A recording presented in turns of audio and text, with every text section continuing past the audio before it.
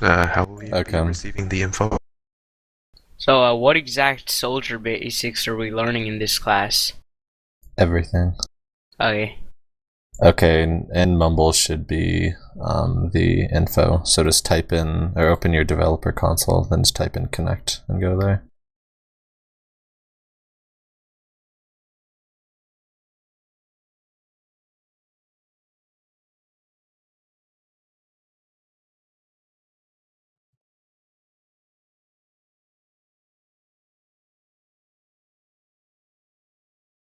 And when you get in Steel, can you switch it to Badwater?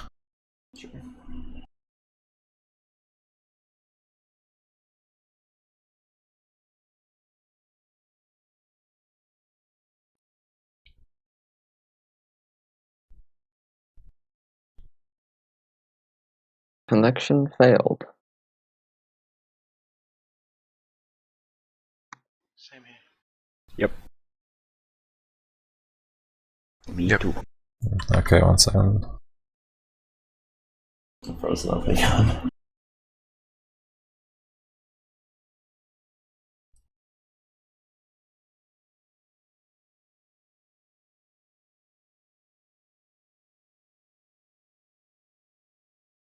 Wait, where do I get the connect info again? In To the the Mumble chat. chat. Mumble chat.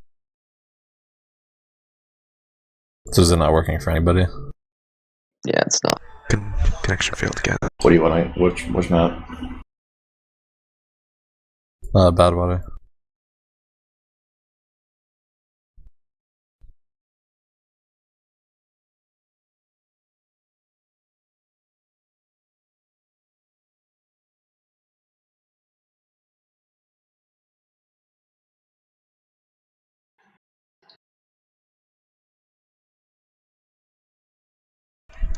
Anyone in yet? Bad Archon password. Great. Still failing for me. I'm very failing. Yeah, it's failing for me too. What do you want? Yeah, my connection failed after 4 retries. Same. Like, is anyone in yet? 1 No. second, I'll be back shortly. No, I don't think anyone's in. Was it just typed out wrong, maybe? We could always just Google it, see. Yeah, connection failed. I'm back. This is connection still failing. Yeah. Wrong format, maybe? Okay, I guess instead of the STV, we'll just use the actual server. Hang So on.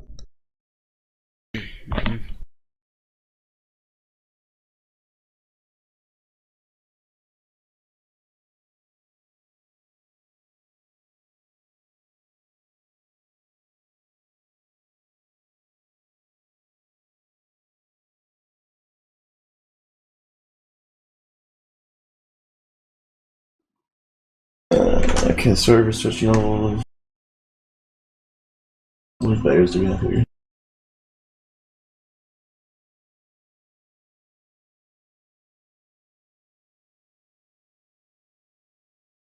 Do you just want to use Archon, or do you want, or not? But do you want to use STV, or do you just want to use the server? I think we have enough for the server. yeah, I'd prefer STV, but if it's not working, we can use just the server.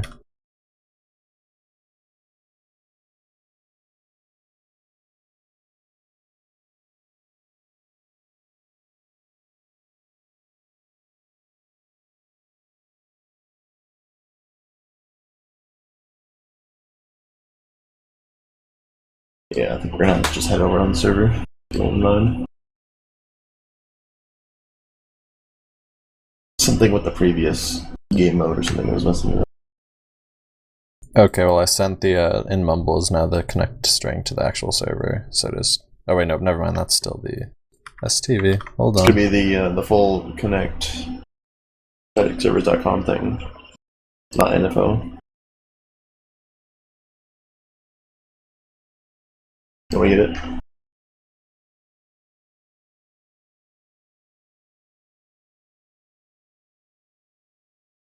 Here, guys, go. I'll post the bet there for you guys. Go ahead and connect them on that.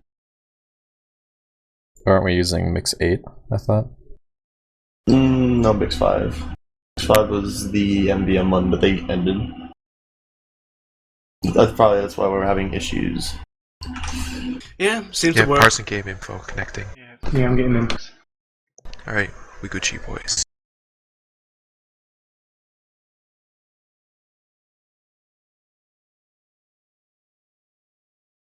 I'm in.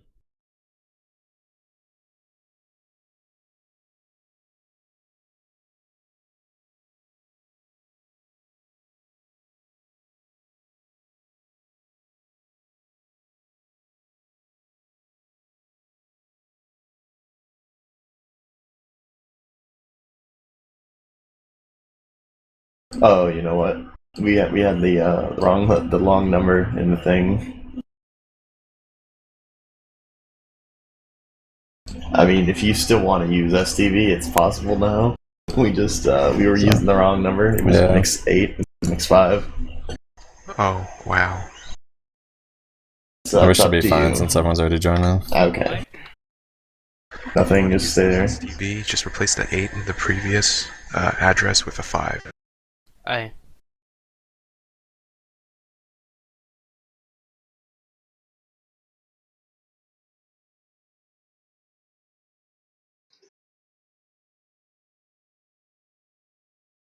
And so also, I guess, before we get started, does everyone know how to send messages to, like, people specifically?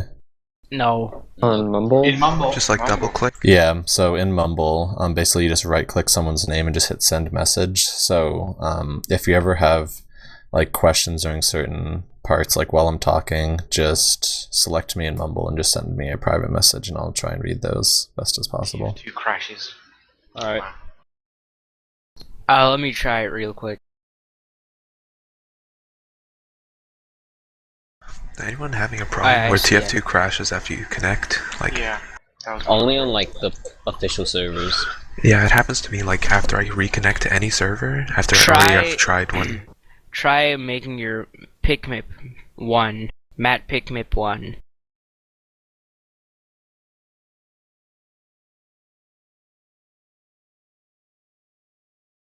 Recently, for some reason, Matt PicMip 2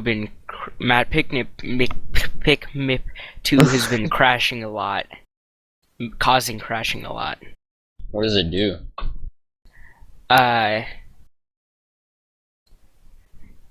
It's texture quality.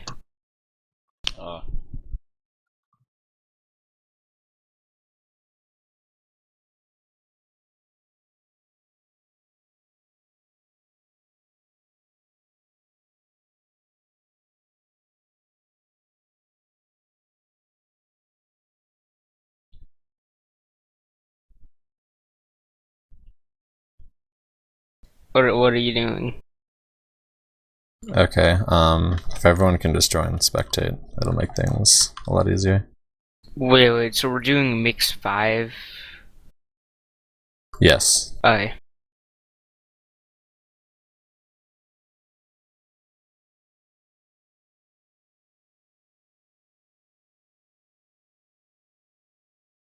Is that 2 unusuals on top of each other? Yeah. Wait, are we supposed to join spectator? Yeah, join spec. Max just had the horns and then more horns. Okay. I'm in STV. That's fine. Yeah, STV's fine too, it'll do the same thing. Can you turn on cheats for a second just so I can do hurt me? Yes.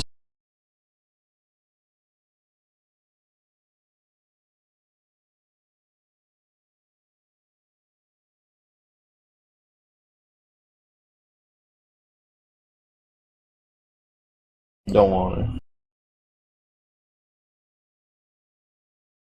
What did you need? SV cheats on. Just for a second, then you can turn them back off.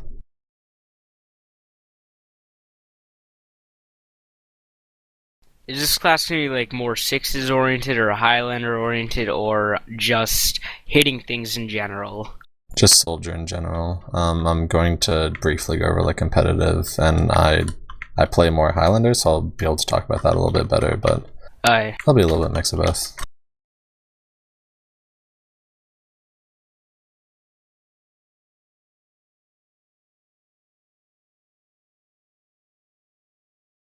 Okay, he can turn it back off. Okay, is anyone not in the server right now? Does anyone still need to join? We all Gucci? I'm good. Whoa, Okay. actually, in Mumble, how do you make it show everyone's names? Using the overlay? What do you mean? Yeah, the overlay. It's in options, configure. You might have to restart TF2 if you want to apply it now, though. Yeah, you would have to restart like Just for TF2. viewing preference. Options Yeah. and then what? Settings, click advanced, checkbox into overlay.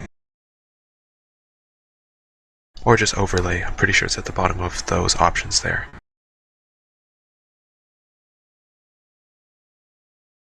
Says nothing. Okay, well, I'll try to teach you a little bit later. I guess we'll get started. Just have to remember my voice, so shouldn't be too difficult. So try not to like interrupt or anything. If you have a question, just send it to Mumble, and we should all be Gucci. So, Soldier in general, like, it's pretty much mobility is your #1 weapon. And that's why gunboats is pretty much like one of the strongest unlocks in the game, because it makes you pretty much like after demo, it makes you the fastest class, and demo can't jump nearly as efficiently because without the gunboats. So being able to jump around and avoid damage and get to places quickly is the most important thing, and the most fun thing about Soldier is that you can jump in easily, do damage, and get out, and be at low risk situations for most of the time. And it just lets you be super fucking mobile and not really have to commit yourself to do damage like most classes, which is also why in 6s the classes that people play are Scout, Soldier, and Demo, because those classes can either move fast or rocket or sticky jump.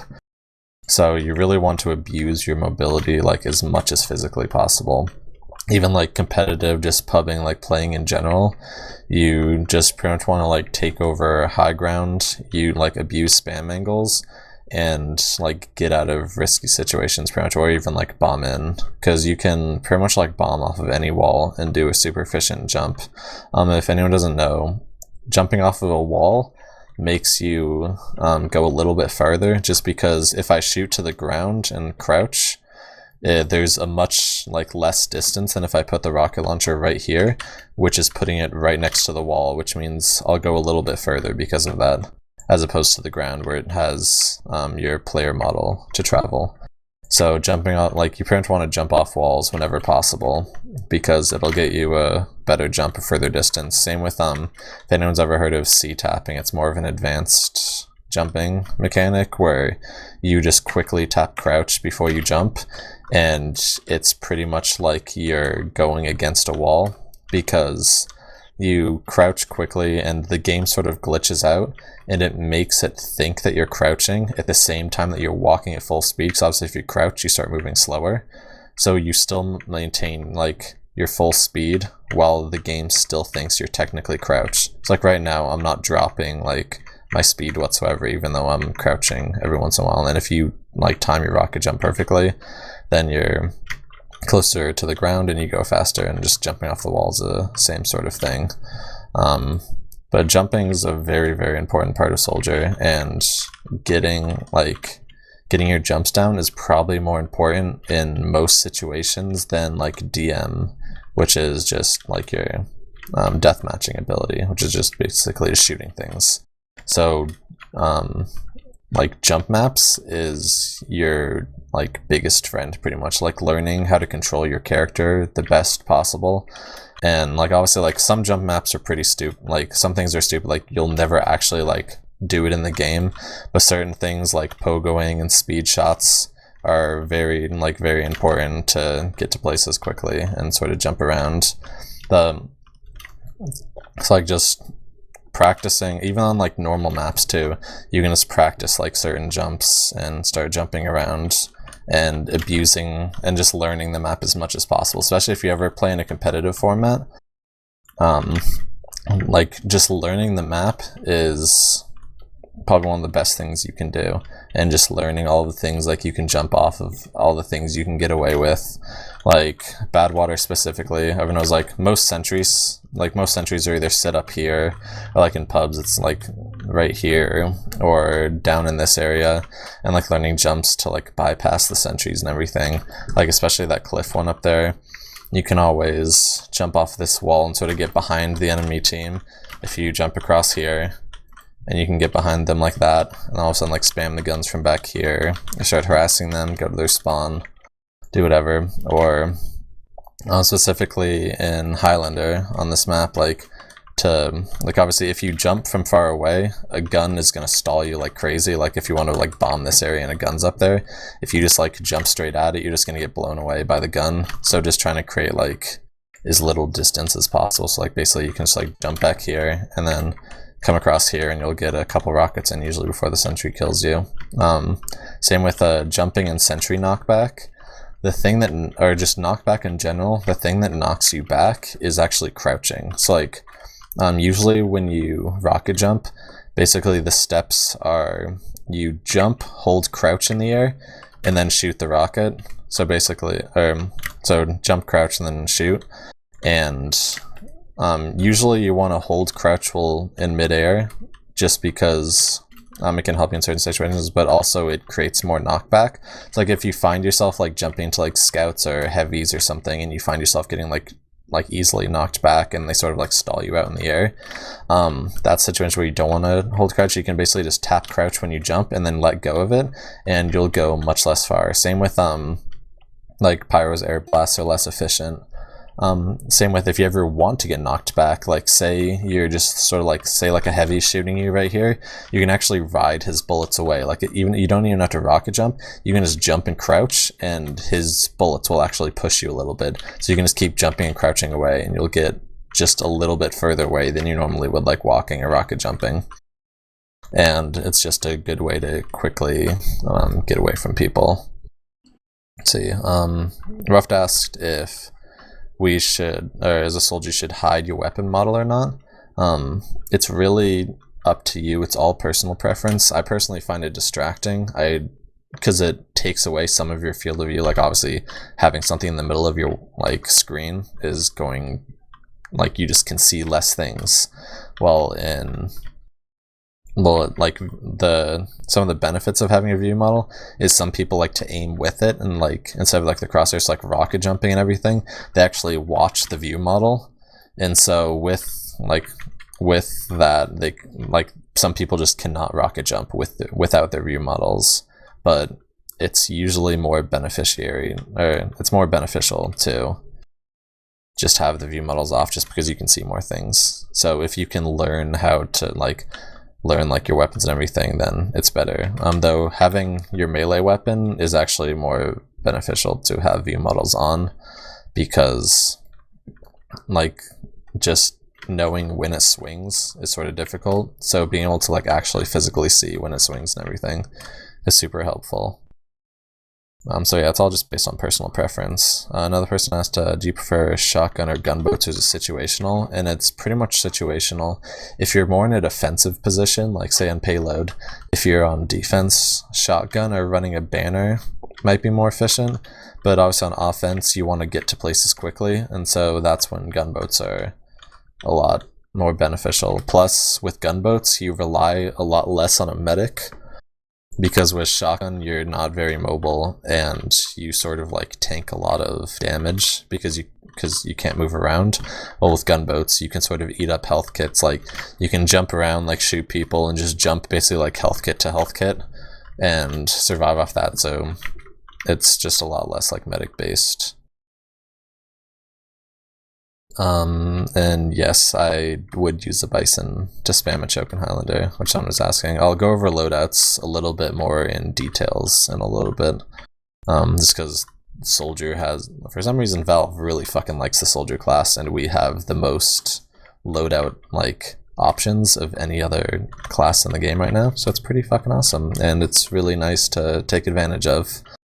So, I guess as Soldier, like just ways to sort of practice is obviously you can do like traditional, like there's My Gaming Edge, the MGE mod, which a lot of people do. It's basically just 1v1 fights, and you're constantly, like, it's just 1v1 and you keep respawning, and some people like that to train, but it sort of gives you like some bad habits, because obviously you're not going to be just fighting one-on-one in every mode ever. There's a sort of new mode called just DM, and if there's DM servers online, like if you go to teamfortress.tv, then there's a bunch of DM servers available, and that's probably the best way to practice your DM in general, because it's basically just a 4v4 with non-stop respawns, and so you're just basically shooting things non-stop.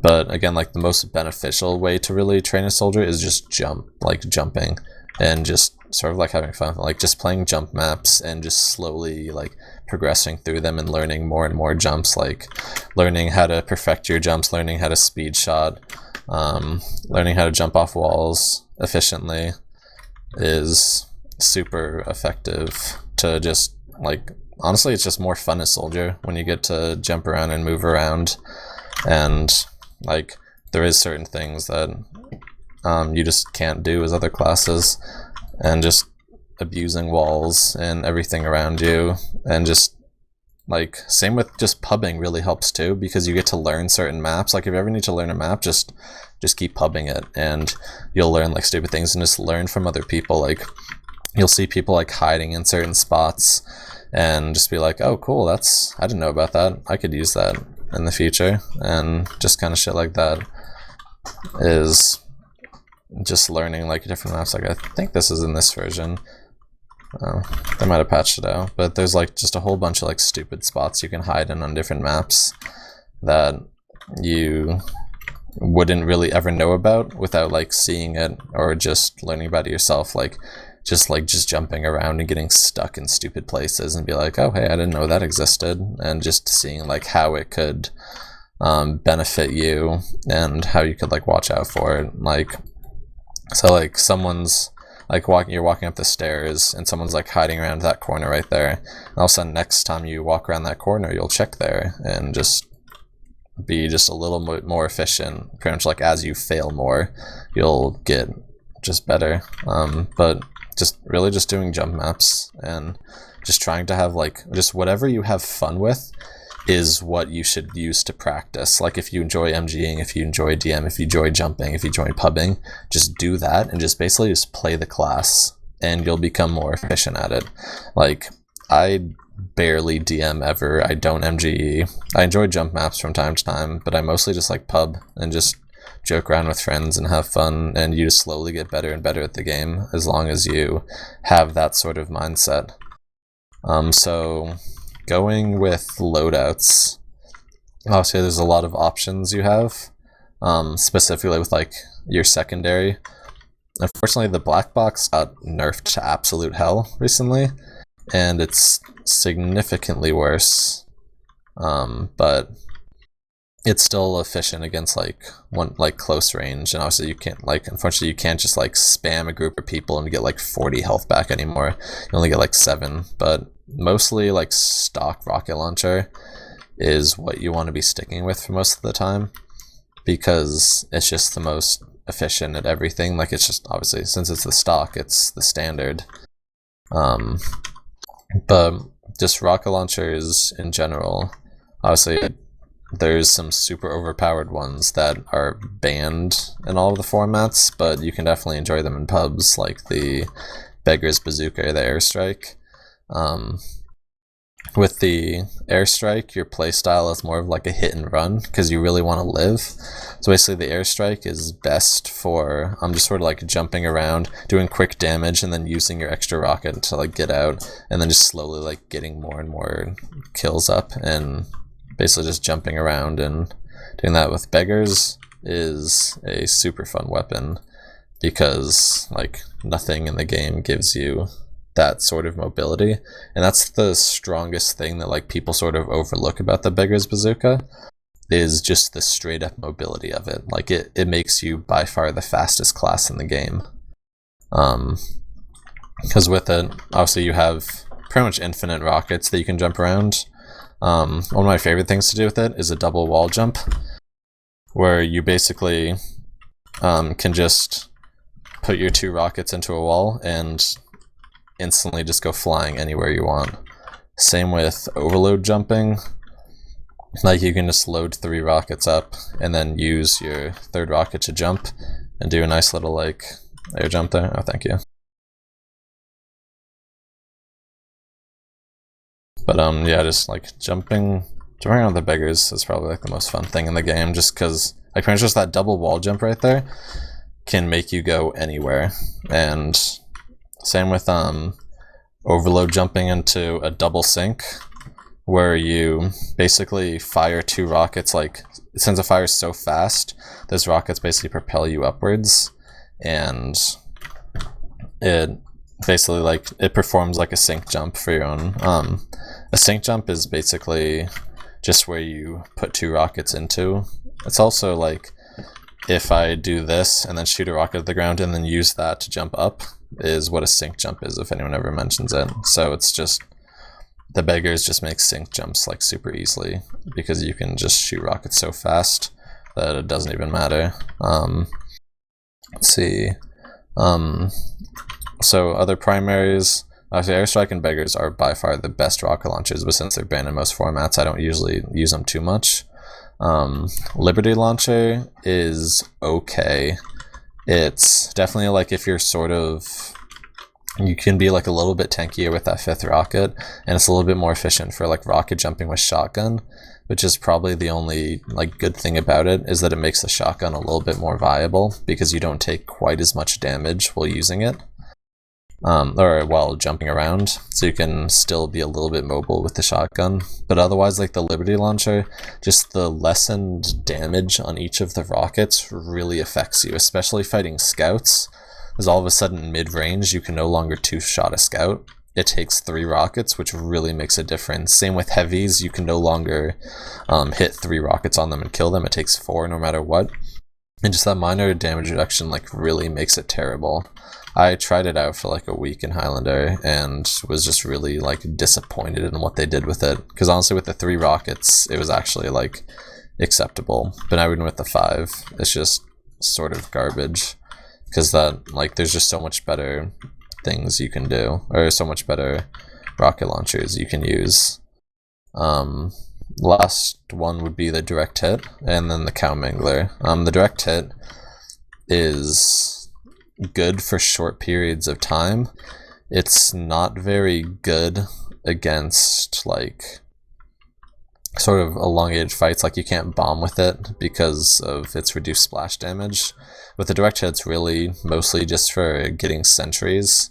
And it's kind of, if you're really good at it, sort of timing it to hit a scout's double jump is really good too, because you can just blast scouts out of the air. Like, basically the second they do their second jump, you just shoot a rocket and just, it pretty much like craters them instantly. So that's really nice for it. But otherwise, unless you're dealing with sentries, I wouldn't really run the direct hit in most situations. Same with the cow manglers in the same sort of class as the direct hit, where the cow mangler is, it like sort of looks like it's the same as the stock, except with that secondary fire. Except the cow mangler is reloading. Its first rocket that you reload is actually slower than the rest of the rockets. So like the second, third, and fourth rocket are the same speed as like the reloading of the stock, but the first one's just slightly slower. And that first rocket's probably the most important one to actually do, because that's like, when you're in an elongated fight, you're going to keep firing that one rocket over and over again, and the cow mangler really puts you at a disadvantage. But again, if you need to take out sentries and you have teammates working with you, it's definitely super efficient, since you can just drop down, disable a sentry, and all of a sudden that sentry can't be wrangled. And so like during an Uber push, then all of a sudden your demo can super easily take down the sentry and then go deal with other things.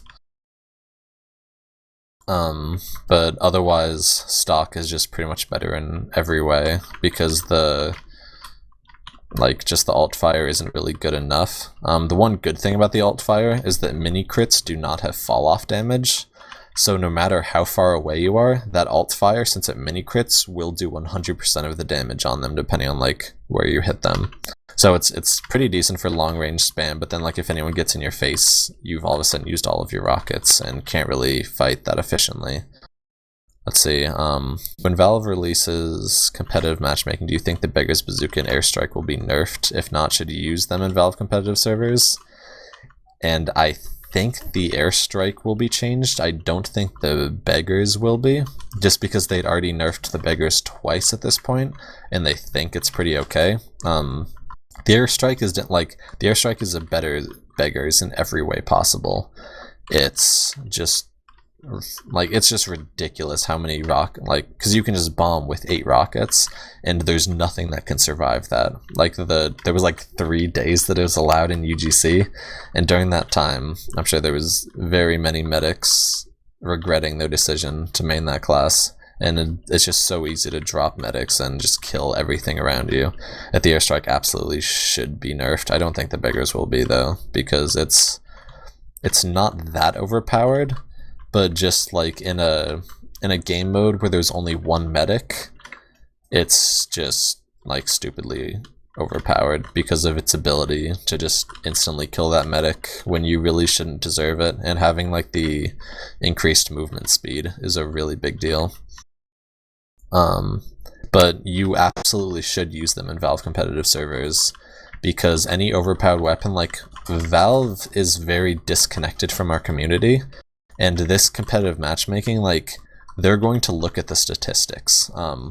When they see that everyone is using certain weapons, then they're going to realize that those things they need to be why is everyone using this weapon? Why is everyone using the Beggars? Why is everyone using the Airstrike? Oh, it's 100% better than the stock, then we should probably alter it. And so I think matchmaking will be a big thing that they'll basically be beta testing for them. Even though this game's been released forever, it's going to be a really big way to sort of just test weapons and how overpowered they are. Let's see, any comment on it being banned in 6 on the basis of being OP against scouts with the extra speed? Is that, I'm guessing that's with the Liberty launcher.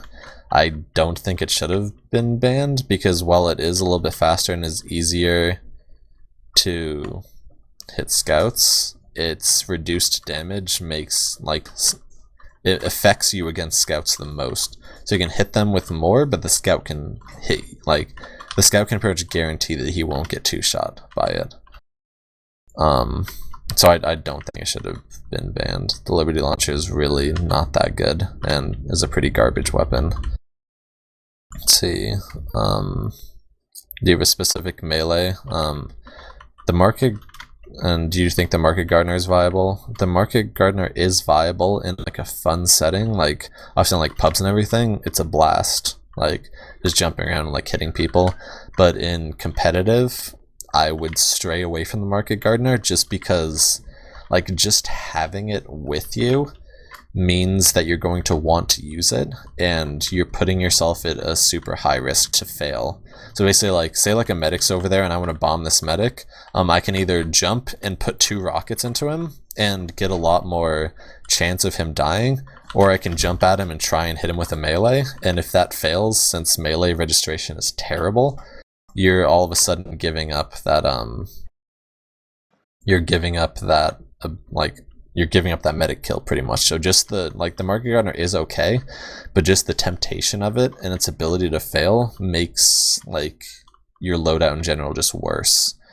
For melee, I pretty much just default to go with the disciplinary action, the whip, just because even in pubs, and it's banned in 6s, but in pubs and Highlander, just moving around faster is so overpowered. Moving around, just getting your team places faster, and even just setting yourself up for a bomb. If you whip a teammate and then bomb right after, you're much faster for 3 seconds, and you can get in and out a lot more efficiently. And just, once again, movement is everything in this game, and anything that makes you move faster is very much welcomed.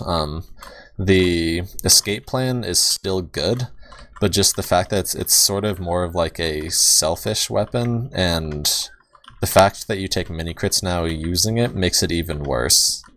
It's good to get out of certain situations, because you can dodge a lot quicker since you're moving a lot faster. With 30 health, you can run away, but basically, if a scout sees a soldier running around with an escape plan, he knows he's super hurt with how fast he's moving, and just chip shot him like once or twice and you're pretty much dead. Well, if you have the display in action or something, like trying to whip your like just jump away, that scout doesn't necessarily know how much health you have. That's probably the worst thing about that weapon, is that it pretty much just tells everybody, hey, look how hurt I am, come kill me. So it's not very good in that sense. But if you can avoid that, it's a great weapon. The pain train is good for very specific situations, like pretty much like CP Steel, where you're constantly like capping. I use it on, but every other, and then same with like attacking last points. Like if you die right before going to a last, then just throw on the pain train, and just having that 2x cap speed is really good. But in all other situations, it's just not really worth it to give up the whip, because the whip is really good. Someone asked about man treads, and man treads are pretty much just hot garbage. That is like it does so like little damage, and you don't really want to be landing on people. It's not usually a very good idea. Plus, it increases your like it could like the fact that you have to hurt yourself because you have to make yourself get fall damage. Otherwise, for secondaries, gunboats is obviously the best choice, followed by the shotgun, just because those are the two like most versatile weapons you can have. But the banners and the Righteous Bison are definitely very, very good. Banners, I would probably put him as conch, and then the buff banner, and then the the battalion's backup, I think. I don't need, because I've never used it pretty much in any situation, just because it's not worth giving up gunboats for. But like the conch is so powerful, because once again, just that movement speed and just having that constant movement buff is really good, and just the health bonus is even better. Same with banners. If you didn't know about it, they actually work vertically. So like if I'm down here in this tunnel, if I have teammates up here, they get the conch effect. Same with all the banners. So just the fact that it can like it pretty much like infinitely works vertically, then has a like radius around you, is super powerful. But the conch is obviously best just because of the regen and movement speed, and it gets your team into places super fast. The buff banner is obviously pretty good for a push just because of the additional damage you get, and not even like the damage increase, but the fact that since you're now mini critting, you don't have any fall off damage. So shooting someone over there gets 100% of that damage, and that's super powerful for creating room for a push and just getting your team like in.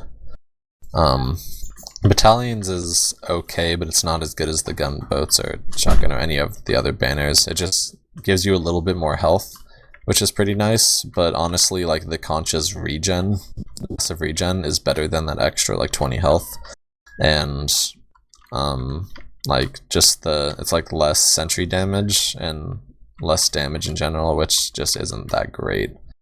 It's better just to be able to move around quicker.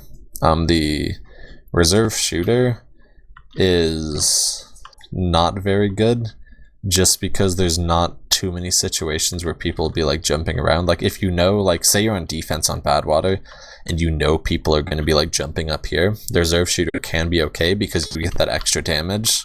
But in most other situations, like say you're fighting a scout and he's like jumping around and being all jumpy, and you bring a reserve shooter, all of a sudden the scout's just not going to jump anymore, and he's just going to rush you and get in your face and two-shot you.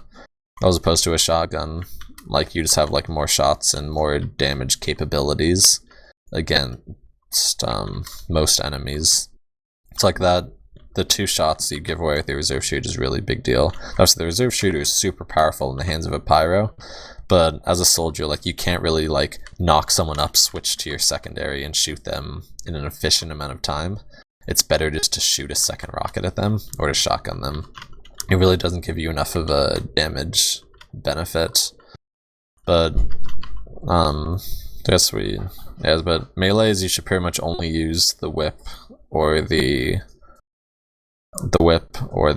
escape plan, and then sometimes the pain train, and then if you're just having fun, use the market gardener, because that just weapons a blast.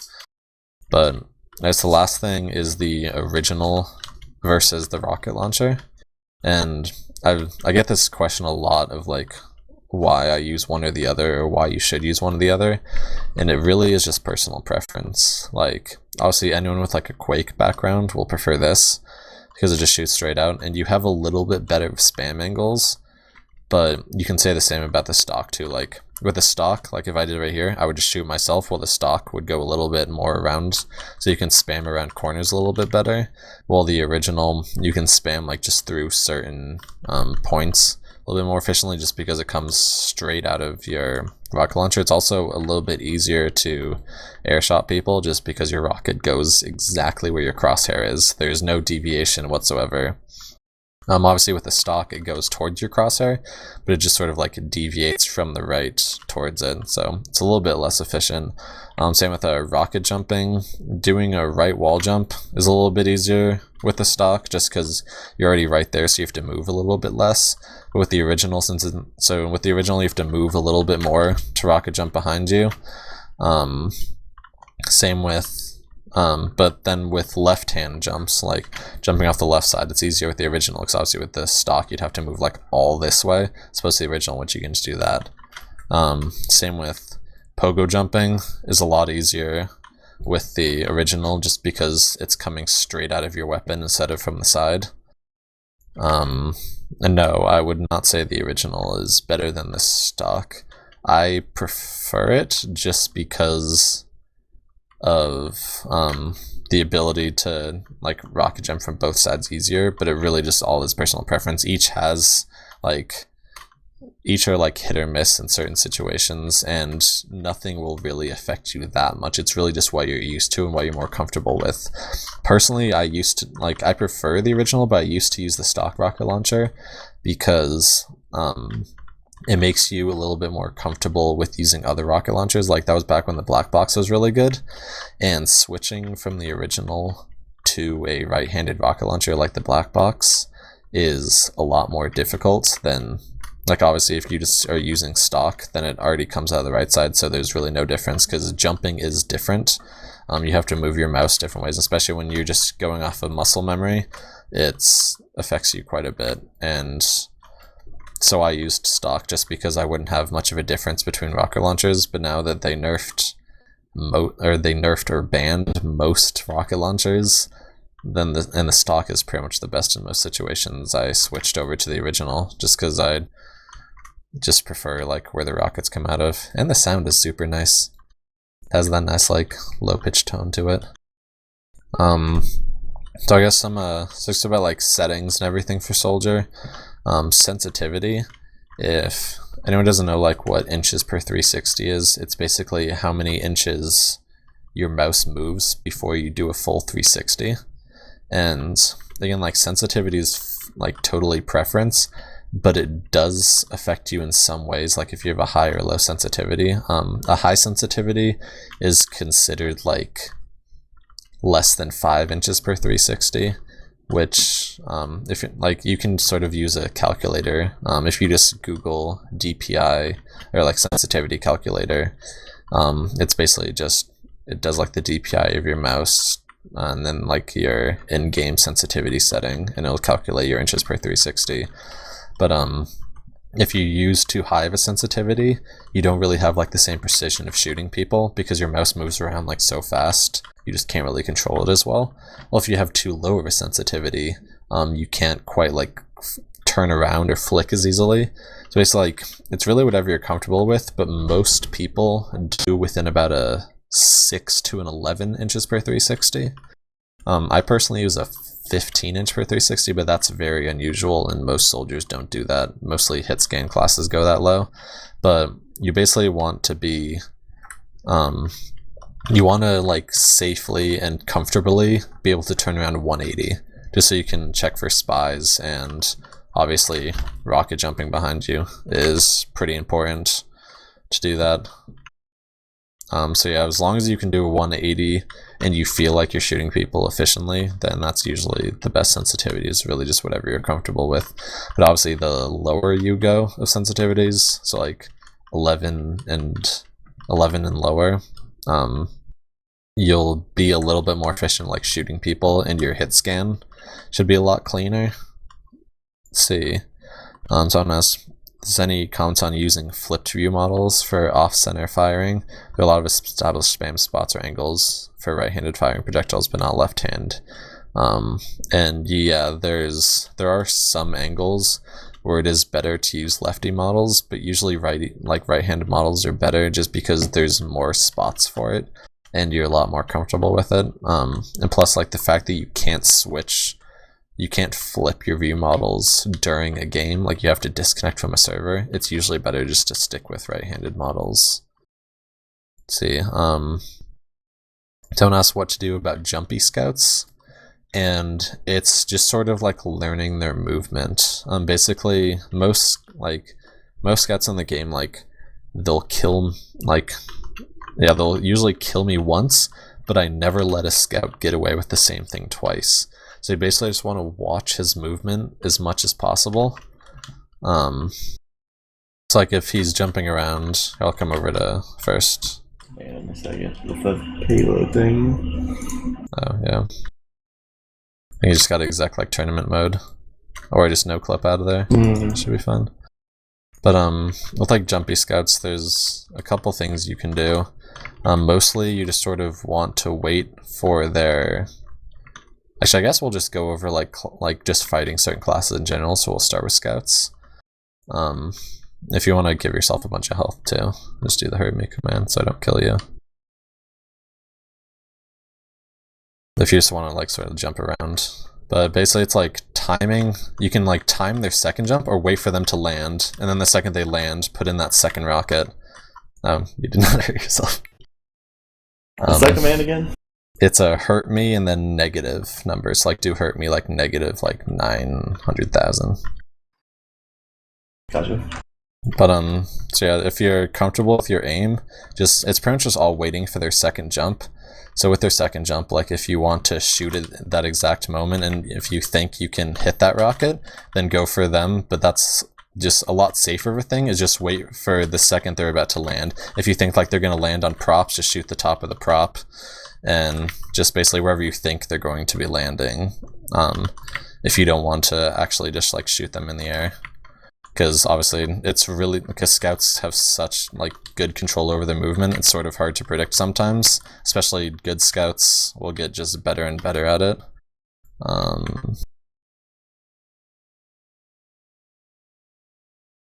But yeah, so it's really just like just watching the movement, because like people get very comfortable in what they do. So scouts will generally do the same kind of things, like they'll do like the same like 2 or 3 jumps over and over again, and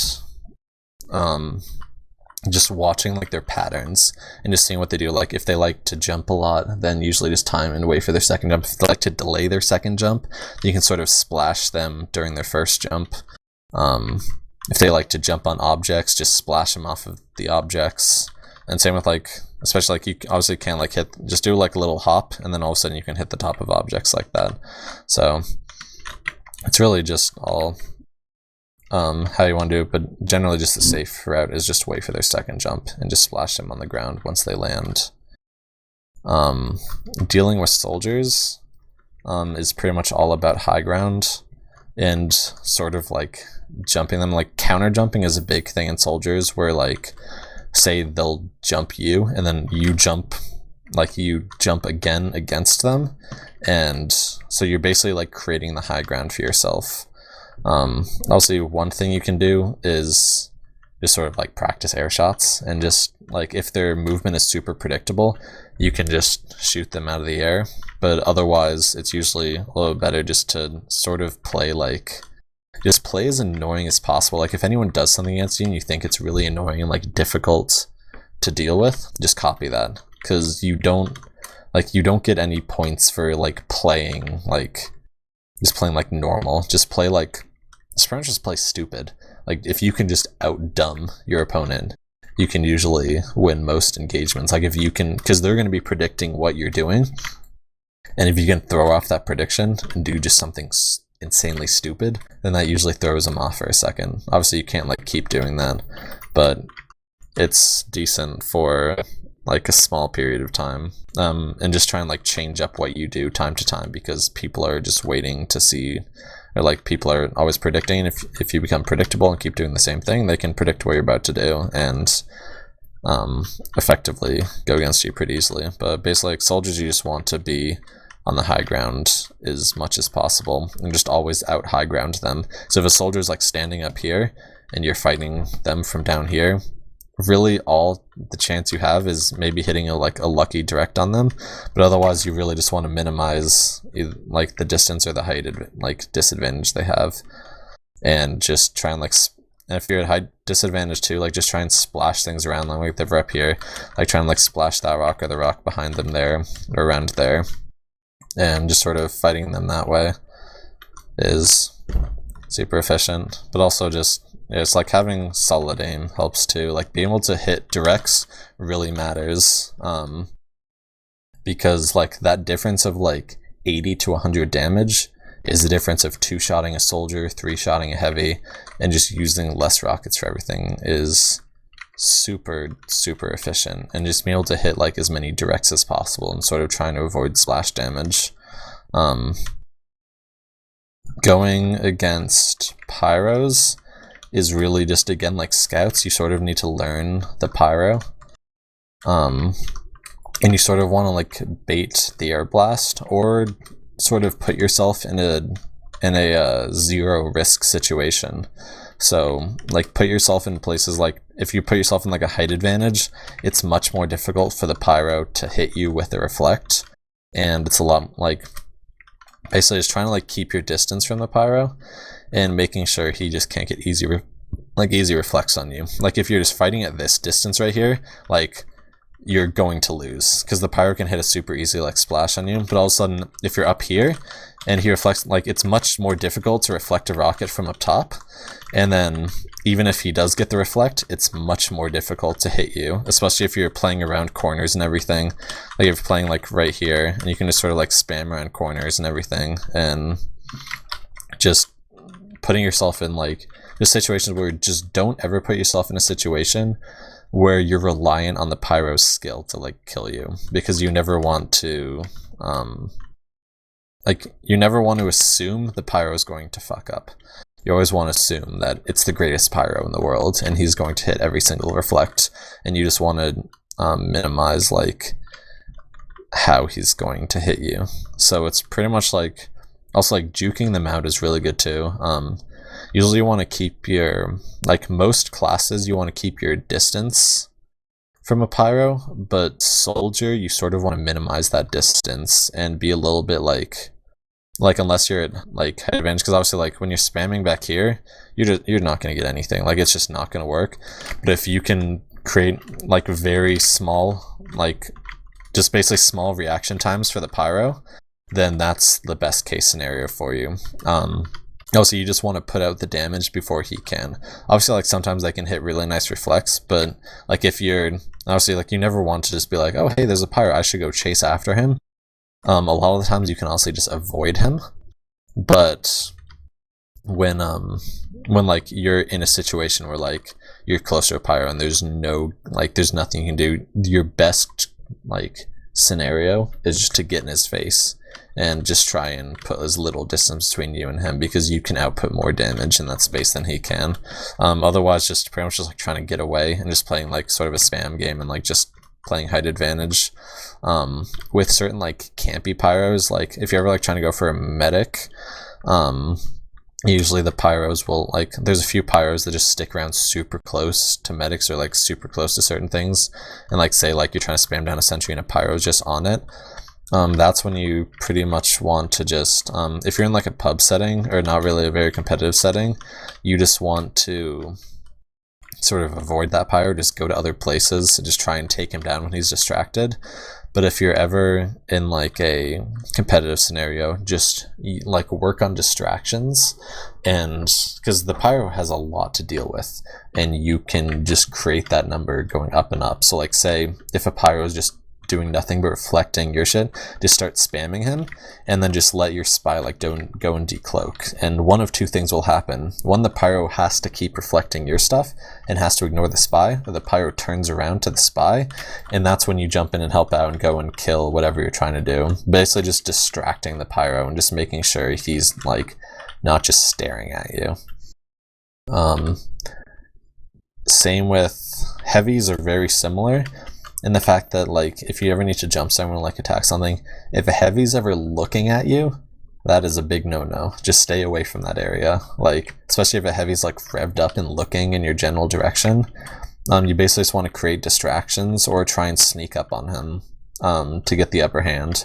Obviously if he's revved up and like firing at you in a range, getting around corners is your best bet, and just firing around corners because he can't move as efficiently and is just super slow. But like if he's ever like revved up and you need to jump him, like just straight up jumping him is just not gonna work, because you're going to get obliterated. But you can sort of like you basically either need to create distractions or just try and get a flank, because basically he will be distracted eventually by something else, and then you can just go around like different ways. Also like spamming him from afar, like and just trying to stay out of his sight line as much as possible, and just like spamming him and trying to like get his, like say like if you can get his health down low enough, then you can get in his face and jump. Or if like even if they ever like unrev for a second, use that second to just get in their face, and you can pump and you can generally kill them before they can you. Unless it has a pocket medic or a medic on him, then pretty much just stay away, because there's if a medic or if a heavy's getting tanked, and if you're alone, there is no like physical way that you can kill that heavy unless you get the medic first by being sneaky. Otherwise, just using like teamwork, because heavy's health can go down really fast with multiple classes. Just using like certain distractions. Like same with like spy and soldiers can work together very, very well. Because basically you have to deal with one or the other. Like if you're fighting a heavy and a spy decloaks behind him, he is forced to deal with that spy, because that's just an insta-kill. So he has to turn around, then all of a sudden you can help out your spy and just start walking at the heavy and start killing him, because he has to make a decision there. And the decision is generally not to shoot at you. And you'll usually get a kill out of it, like at the very least. But just sort of like working off different people and their distractions to get around like classes that obviously like pyro and heavy are very obvious counters to your class, and just basically being like as cheeky as possible playing against them. Same with demo's probably one of the easiest classes to go against, because you really just have to get in their face. If you're ever in a mid-range fight with a demo, you're going to lose. Like that's because he can just spam you out super easily. Basically, you want to be in a situation where he either has to hurt himself with his stickies, or he has to land some really impressive pipes. So like any like distances like this, like you're just going to lose no matter what. So you just want to minimize that distance as quickly as possible. So jumping, like even if you self-damage yourself, just getting in demo's faces, because you can take them out with 2 rockets super easily. So you just want to just basically just jump in their face and just try and get those 2 rockets on them, because 2 rockets will take them down, or 3 rockets if they have a medic on them. So it's super easy to kill a demo. Generally, just make sure you're never like, just never spam down a demo from long range, because you will die, and make sure you're never in like that range. And like, if you ever see like a demo just spamming pipes at you, understand that there will be a sticky trap like right around him, so never rush him in that situation. Always like check around corners and just splash down sticky traps. Medic is obvious, just kill him. It's not really a class. Engineer is really sort of difficult, because against a Wrangler there is like jack shit you can do. So that's really just it's really like with a level 3 engineer, it's really just teamwork that has to take that down. Then obviously the engineer is useless after that, but just basically like trying to put down, like if you have a direct hit or something, you can wait until like the spy goes and saps his sentry, and then just 2-shot with the direct hit, and there's nothing he can do about it. Or just like use a distraction, like while the engineer's like off like repairing his teleporter or his dispenser or something, you can come over and just 2-shot his sentry really quick at direct hit, start spamming it. It usually takes about 3 rockets to kill it.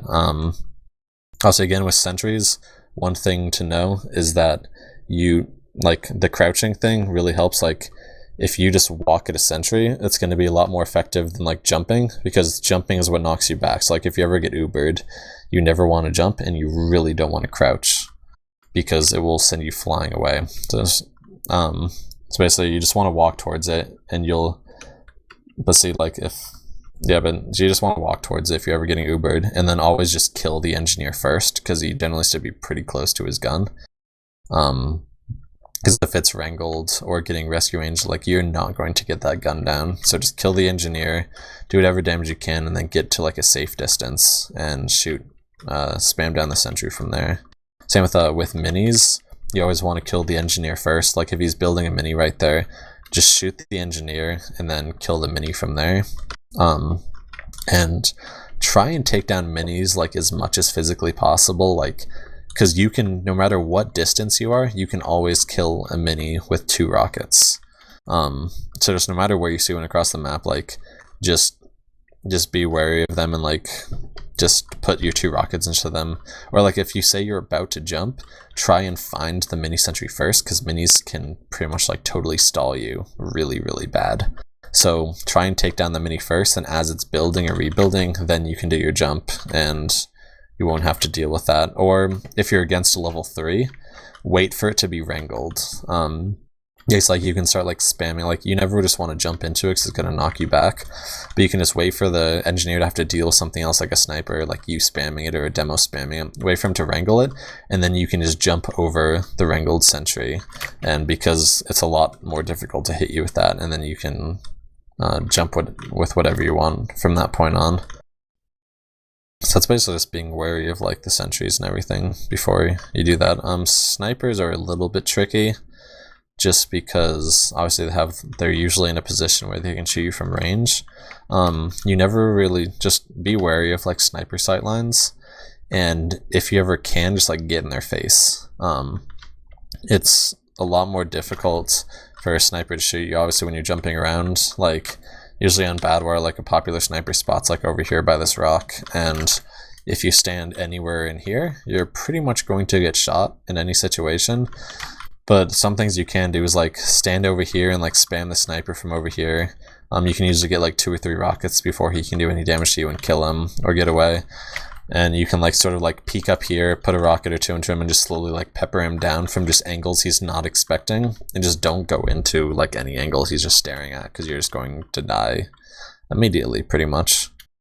So yeah, just always, like, just always get in the sniper's face, or just jump out of the sightline. And you can always, it's super hard to hit a jumping soldier, so, like, if you ever need to cross the sightline, just do, like, a quick jump across it, and it's much less likely that he can hit you during that time.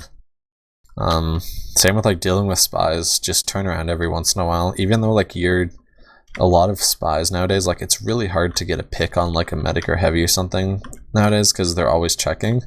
And what I see a lot of soldiers doing is not spy checking, because it's like, well, you're a pretty low priority class. But a lot of spies just really, like, they start working on flank picks, because it's really all they can get at certain points. So just be super wary of spies at all times, because they're going, like, because you being taken out in a flank is a really big deal, because that's a lot of spam potential being taken away from that flank, and, like, spies will be going after you constantly. So just every once in a while, just check, like, check behind you, and you should pretty much be doing that as, like, any class. It's just always checking people around you, and spy checking is super important, because you don't want to get insta-killed, so that's never a fun thing. Someone asked, Highlander-wise, how important is a medic's life over your own? Speaking, would you try a medic pick even if you know you're gonna die? And yes, in certain situations. It really depends on, because again, this is in a Highlander competitive situation, is that it's really based on your own medic's percentage.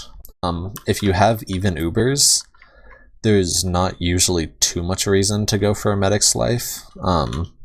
Going for a force can be good, like, if you can get in by yourself, and getting that medic to pop is definitely worth your own life, because all of a sudden you have 100% Uber advantage. But if you don't have Uber and if you don't have Uber and they don't have Uber, there's really no reason in that situation for you to be giving up your life for that. And sometimes this sort of goes into the next question, which is also what Highlander 6 picks are worth getting if you're going to die. And again, like, it's sort of based on the situation. Like, if you need to go through a choke point, getting a demo or a medic pick, or honestly, like in Highlander, a medic, a demo, or a sniper pick are all equally as important in my books. Like, obviously, if the enemy medic has a 100% charge and your medic like just died or has a 0% or is nowhere near getting it, then getting that Uber out of that medic is the #1 priority. But if things are even, like neither of you have Uber or both of you have Uber, honestly, most of the time, I would go for a sniper or a demo because it really creates a lot of room. And those 3 classes are 100% worth giving your life over. You never want to just like nonstop suicide for a medic or like classes because you're usually not going to always get them. But just setting yourself up for like situations like just basically going for like the lowest possible risk plays. Like if you see ever a situation where you think like 60-70% you can get the medic, demo, or sniper, then absolutely go for it and trade your life for them. Other classes not really worth suiciding for like a spy. It is worth it for on payload, getting the engineer. Even if you don't get the gun, like just killing the engineer is definitely worth your own life too. And same with just payload in general. Defense, I would say you should never give up your life on defense. Like, unless the enemy medic has full advantage, then just keep your post and just stay. But on offense, you have such a smaller respawn time. It's really like worth it just to pretty much like bomb nonstop. Like, say like your payload, like say you just capped first on Badwater, the payload's right here. The payload still needs to get like all the way here before it even starts stalemating. That's a long time. It's definitely enough time for you to actually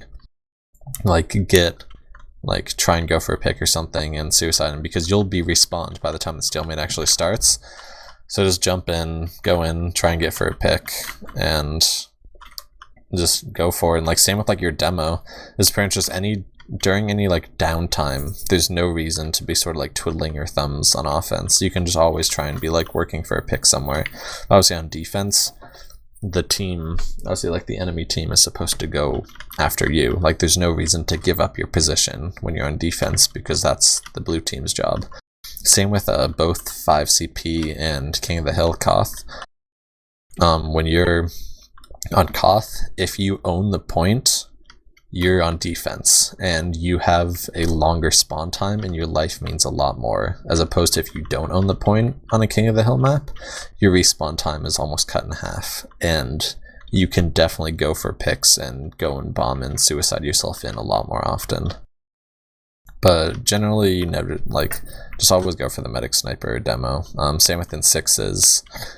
In sixes, you can go for either the demo or the medic, is usually the most important classes to getting to a push. But you never really want to be in sixes. You never really want to be one-on-one trading with another soldier, like a scout or something, because you can't really do anything off of that, and you're just sort of wasting a little bit more time. But yeah, I guess, let's see. Anything anyone wants me to specifically go over, feel free to talk. Any questions people have, you can post in Mumble, or if anything specifically you want me to cover, then feel free to chime in.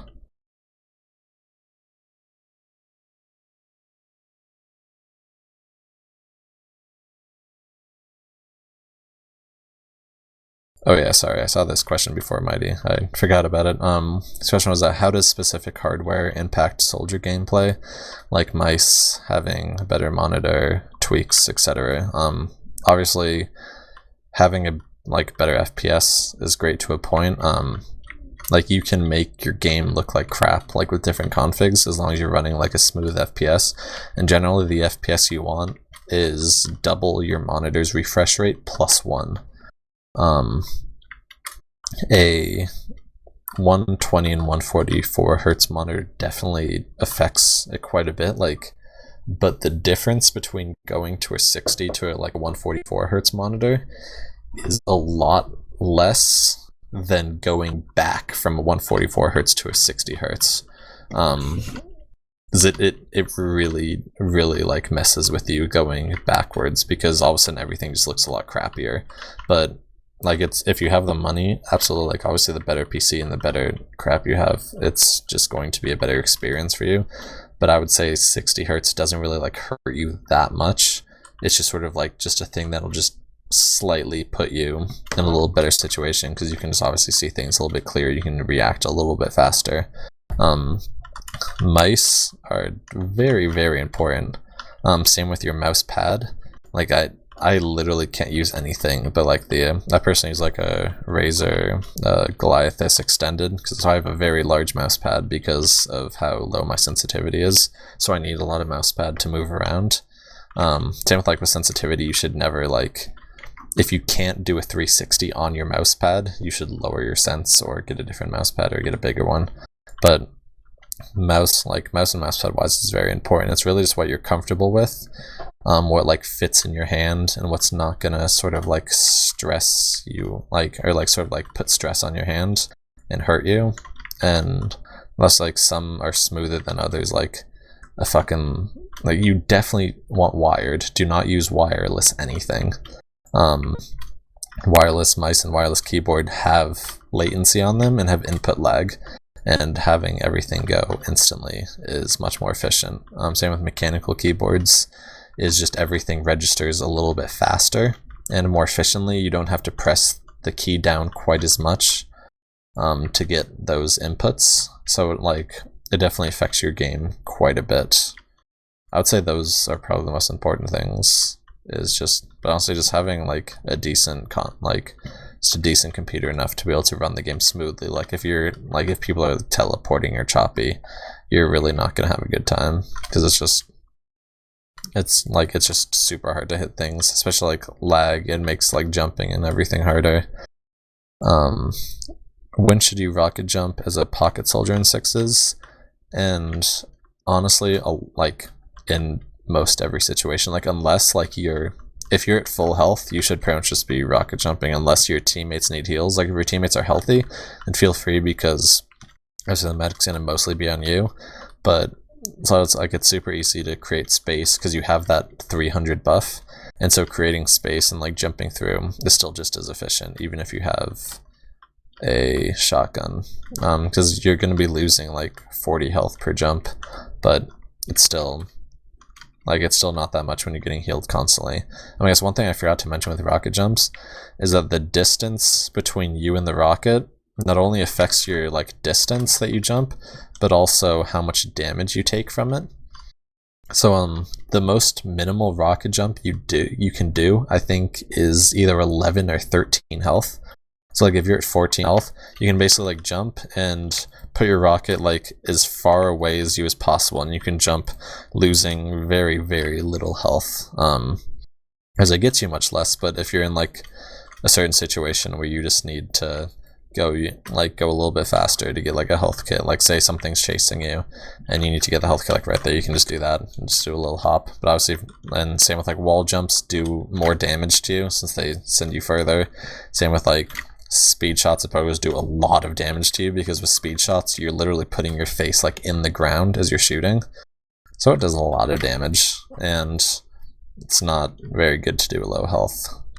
But rocket jumping as a pocket soldier, you should absolutely do it as like just as much as possible and as much as you're comfortable with, because it is still pretty awesome to do. Let's see, any map specific tips? Honestly, that would take a long time, and unfortunately I can't really go over that. I do release videos for Highlander on UG, on my YouTube, I think, is just Etney, but basically if you just search Etney on YouTube, you'll find a bunch of my map guides, and I do them every single week for the current Highlander map, and I sort of show like certain tricks and different spots, but there's just like so many things. It's basically just play on maps and just become familiar with them, and you should become as comfortable as you can in the week that you need to play them on. see. Someone asked, I constantly play with 100 ping, how much does it affect? And it's quite a bit, like, just nothing, like, you're, like, no matter what you do, you're just going to be worse at the game. It's not impossible to play. Like, Banny lives on the West Coast, and even in Soldier, like, he's like one of the best players in the game, and he plays with a constant, like, 80 to 100 ping. Same with, like, Blaze. It's one of the best roaming soldiers in the game, and he plays from Canada at a constant 100 ping. So it's definitely possible, but, like, just how you have to react to people's movements are just a little bit different and a little bit less efficient. And same with, like, jumping. It's really just, you just need to be used to the delay, and a lot of it just turns into muscle movement as opposed to actually, like, doing, like, certain inputs and just being like, oh hey, this guy's jumping over here, I should shoot, like, here, and, like, looking at him and, like, seeing, like, where people are in the sky. It just mostly just turns into, like, muscle memory at that point, if you can't really, like, because 100 milliseconds is pretty big, and I'm sorry you have to deal with that. In my opinion, how could they improve the panic attack to become a decent soldier weapon? And they should, I guess, like, it just needs to not have the accuracy fall off. Just having the like, it can, like, just the fact that you have more accuracy when you're more hurt just makes it a pretty garbage tier weapon. Like, I forgot that weapon even existed, just because, like, if you're healthy, it has such crap accuracy that you're doing so little damage that, like, one normal shotgun shot will pretty much do the same amount of damage as, like, a full barrage of that. As opposed to if you're super low health, you usually don't have the time to load all of those shots to actually get that accuracy in. And so yeah, they just need to remove that aspect of it, and just honestly, like, just more of make it like the Beggar's Bazooka, where it just has, like, I don't know, maybe just, like, a little bit less damage and maybe a little bit less accuracy, but not, like, scaling, because scaling to health is really bad. Let's see, is constantly getting around 90 FPS good? And it's okay. Usually, once again, like, you always want to go for twice your monitor's refresh rate. So, like, a good FPS to go for, like, if you have a 60 hertz monitor, is about 120. Is usually, like, the baseline for smoothness. So I would probably, if you're getting around, like, 90, I would probably use a slightly better, like, graphics config and just get your FPS up a little bit, probably to around, like, 150 or so, just, like, especially during certain, like, mid-fights in certain areas where a lot of stuff is happening, your FPS will very quickly drop. Like, even on my computer, like, I usually get, like, a couple hundred constant. Like, during certain, like, mid-fights, my FPS will drop down to, like, 80 or 90. And when your baseline is 90, that really affects you. So, it's just like those certain situations. Let's see. Any other questions or things people want me to go over?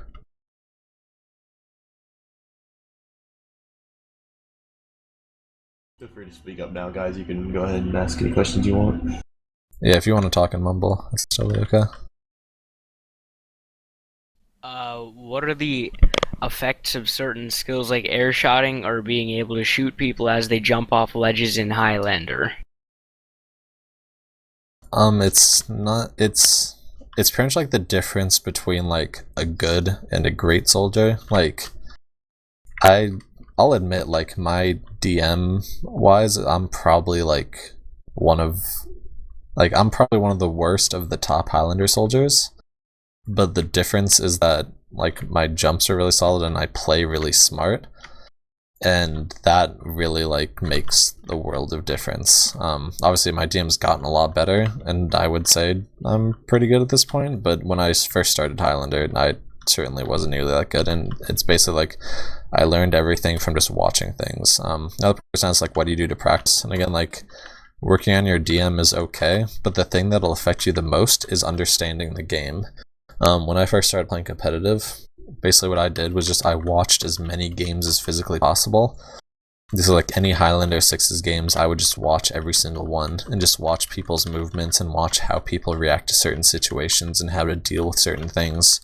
When I started playing, you'd basically watch the enemy team, and like also you start getting like stomped, or like you start losing really bad, and it's like, well, what did the enemy team do that was so different? Like obviously if they're just like mindlessly out DMing you, there's not too much you can improve on besides just getting a little bit better DM, but most of the time it's sort of a strategic difference and just knowing how to deal with certain classes in certain situations. And luckily, like nowadays, there's a lot of people putting out really good content to watch that kind of stuff. Like Team Fortress TV is putting out a lot of casts, and you can watch them on the YouTube channel.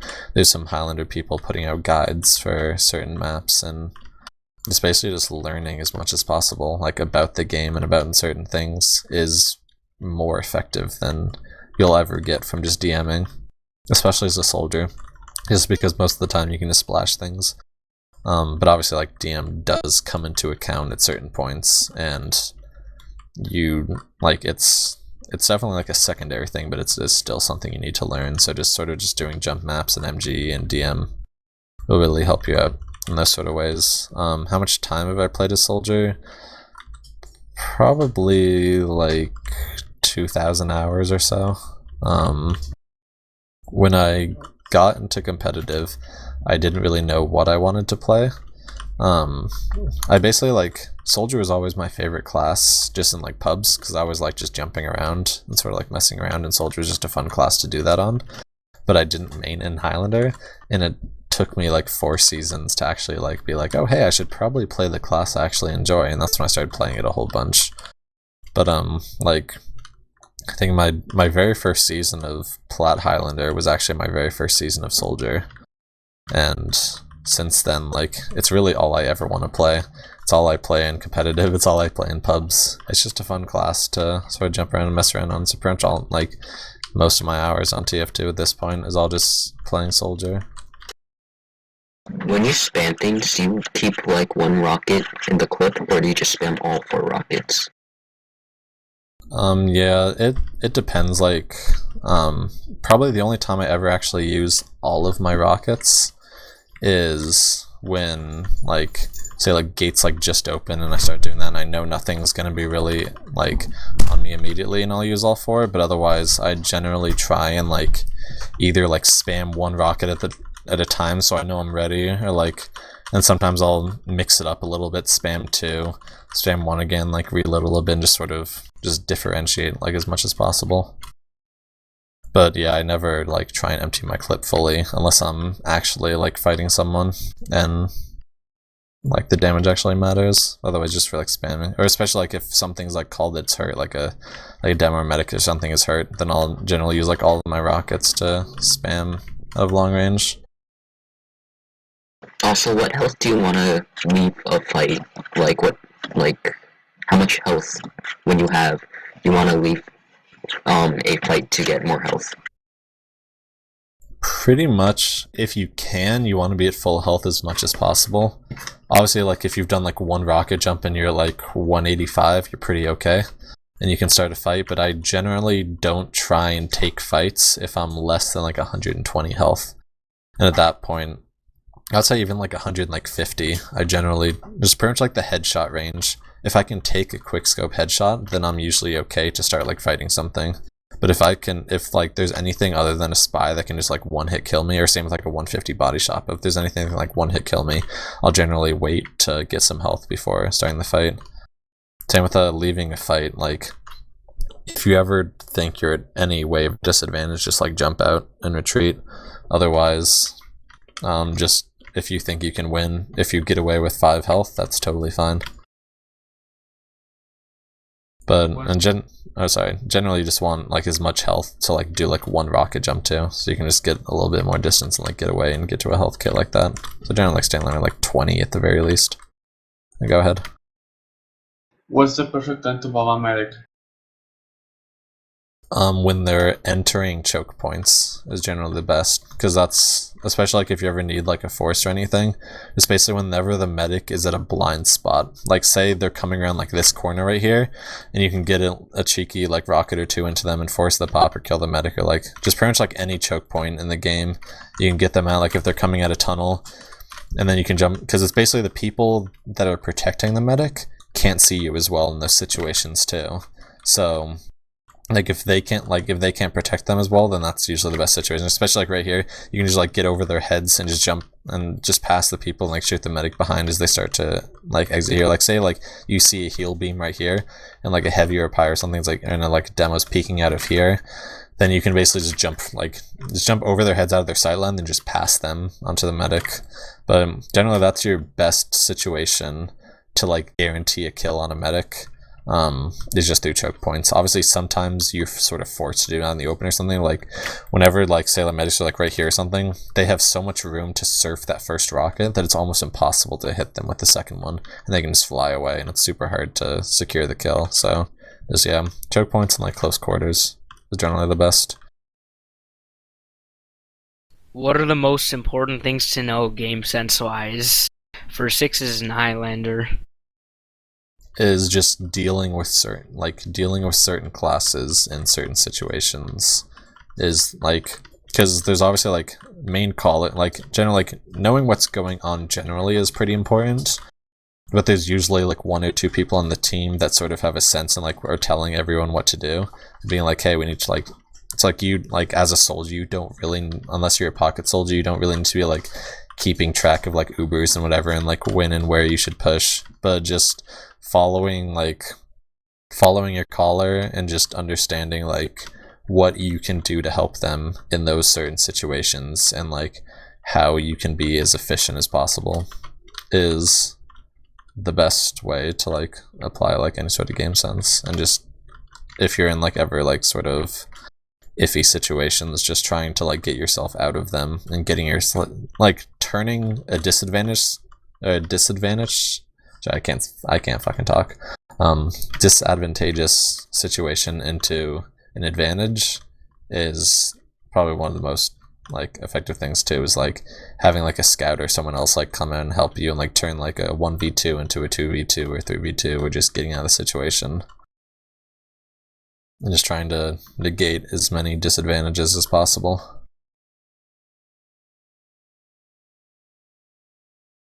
Anyone else got any questions or anything you want me to cover? Like in general, I probably missed a few things, but How important is a rollout on like Highlander or Sixes?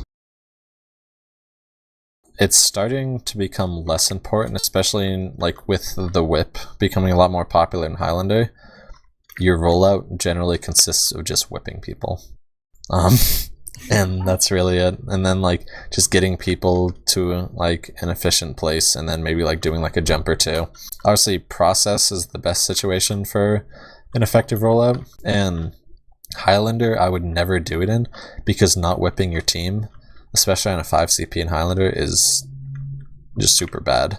But in Sixes obviously you don't have the whip, so you can do that a little bit more efficiently, and it's pretty much just like it's just a variable thing. Like you can sometimes do like a fast rollout or something, but generally you just want to play it a little bit more safer and just go a little bit slower and just stay with your team and just make sure you're buffed for the fights, as opposed to just jumping faster than everybody else.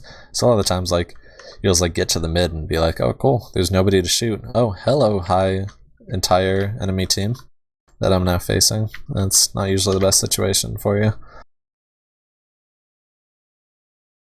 I guess one thing I didn't, it's Highlander, but one thing I did not mention is I guess sort of like opening up fights for your team, which is one thing that soldier's really good at, especially on like Koth and stuff, is just jumping past your team to sort of create a distraction and do a little bit of damage. If you could switch the map to Viaduct. Okay. Is Viaduct Pro on this server? Believe so. Okay, yeah. Hopefully we can switch to Viaduct Pro.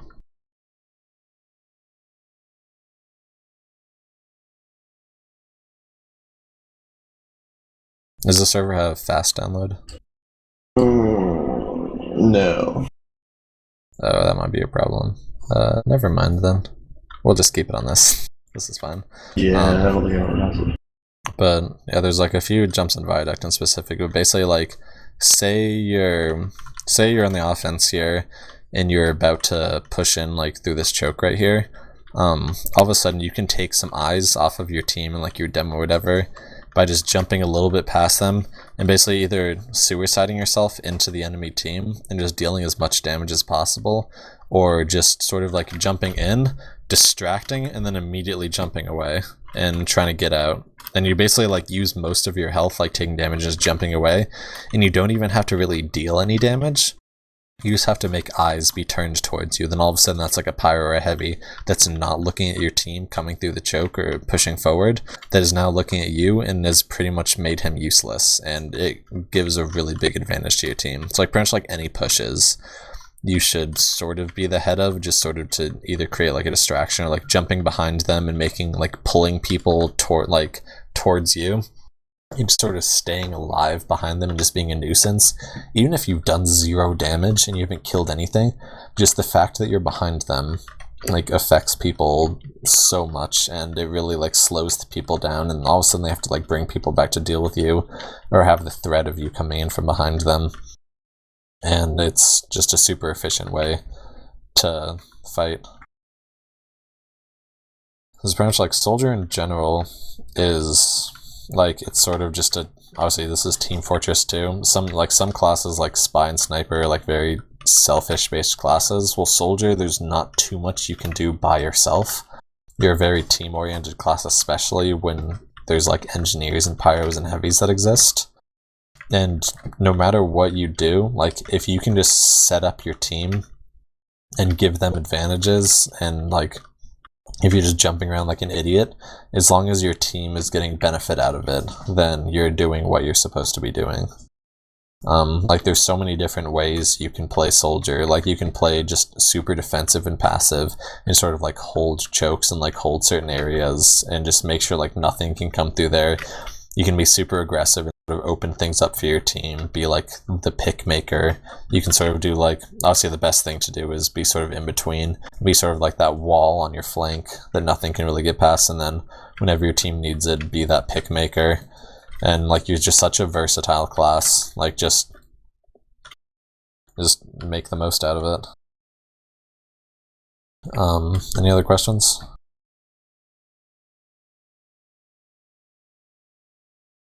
Okay, well I think we're going a little bit long, so I guess we'll cap it off there. If anyone has any further questions, feel free to add me on Steam. I don't accept random like ads, so just post a comment on my profile saying like, hey, I'm from your class and I just want to like ask some things about Soldier. So yeah, so you can just like look for me on Steam. Should just be like Steam community /ID/Etney. So yeah, thanks everyone for coming out.